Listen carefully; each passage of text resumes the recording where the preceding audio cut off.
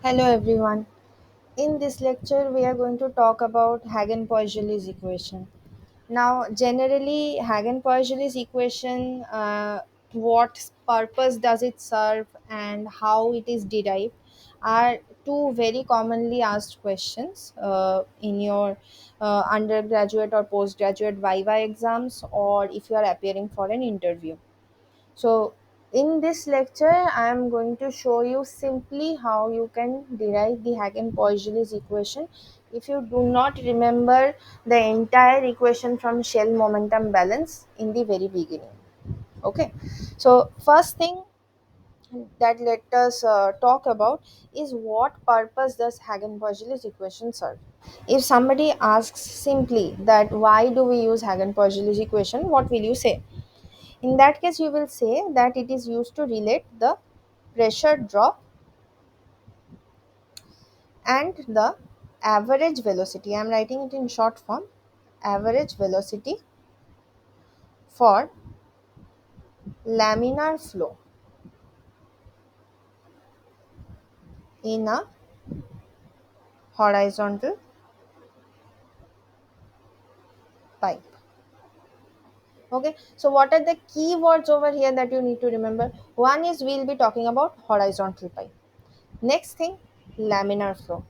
And we are trying to relate pressure drop and average velocity. These are the key things that we need to talk about. So let us first draw a small diagram. This is a horizontal pipe. Okay. So as per the Cartesian norms, this is x direction and this is the radial direction r. So if this is the center of the pipe, then here r equals to 0 and at the wall r is equals to capital R. This is the entrance point where pressure is P0 and the pressure here is PL if we consider that the length of the pipe is L. Okay, so flow direction is in this way.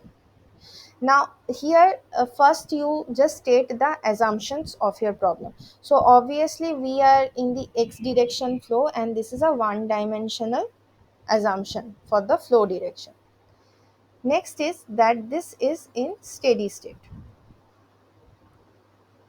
Next, you need to know about the laminar flow condition. So, before starting your derivation, you just need to speak up about this assumption: steady state, laminar flow, one direction, and one dimension. And another important term is the fully developed flow. Now, what is this fully developed flow? Fully developed flow means this flow is not affected by any kind of entrance effects and the velocity profile does not vary along the flow in x direction. Okay, so this is another very important assumption. Now, if you are unable to start your derivation from the shell momentum balance, which involves integration and double integration, then what you can do is you can simply remember the expression for velocity distribution in the pipe. What is this expression? It is expressed as Vx equals to P0 minus PL by 4 mu L into R square multiplied by 1 minus R by R whole square.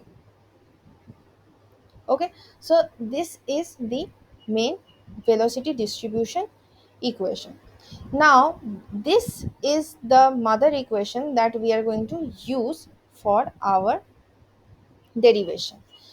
This expression essentially comes from the shell momentum balance. Okay, so what we need to do, like we stated in the very beginning, that is we are going to relate the average velocity and the pressure drop. Now in this expression you can understand pressure drop is simply P0 minus PL. In some of your standard books you may be writing that the pressure drop is given as del P. But here I am using P0 minus PL as the expression. Okay. So the first purpose is you will obtain V max expression. Vmax simply means the maximum velocity in the pipe. And from your fluid mechanics knowledge, you know that the maximum velocity occurs at the center of the pipe. So it simply means Vx at r equals to 0. So in this expression, just put small r equals to 0. Then you will obtain that P0 minus PL by 8, sorry, 4 mu L, P0 minus PL by 4 mu L into R square. This is your Vmax expression. Next thing, we have now approached maximum velocity and we already know the pressure drop across the pipe. Now we need to obtain the average velocity or V average. Now V average is obtained as Vmax by 2. If you want to derive it from shell balance equation directly, V average is obtained by summing up the entire velocity distribution across the pipe. So it involves some double integration. You can refer to that in any standard books. But if you are unable to remember that, simply remember that V average is Vmax by 2. So if you now put the expressions, then P0 by PL, P0 minus PL divided by 8 mu L into R square. This is your V average expression. So you see now you have related the pressure drop and the average velocity, which is exactly what the Hagen-Poiseulle equation does. Now, if you need to say obtain the relation between the pressure drop and the uh, average flow rate inside the pipe, then what you can do is average flow rate is generally designated as Q, and this is flow area into average velocity. So in that case, you can write Q equals to pi r to the power 4 P0 minus PL by 8 mu L. So in that case, you are relating the P0 minus PL or the pressure drop with the average flow rate. If somebody asks you what is the relation between average flow rate and the pressure drop per unit length, then pressure drop per unit length simply means P0 minus PL by L. So accordingly, you can obtain the expression. If somebody asks you to relate with respect to the diameter of the pipe, then you can simply put r equals to d by 2 in this expression. So if you just remember the main velocity distribution equation over here and remember all the assumptions of Hagen-Poiseuille's equation, then you can obtain the derivation very easily as per your required terminologies. That is it.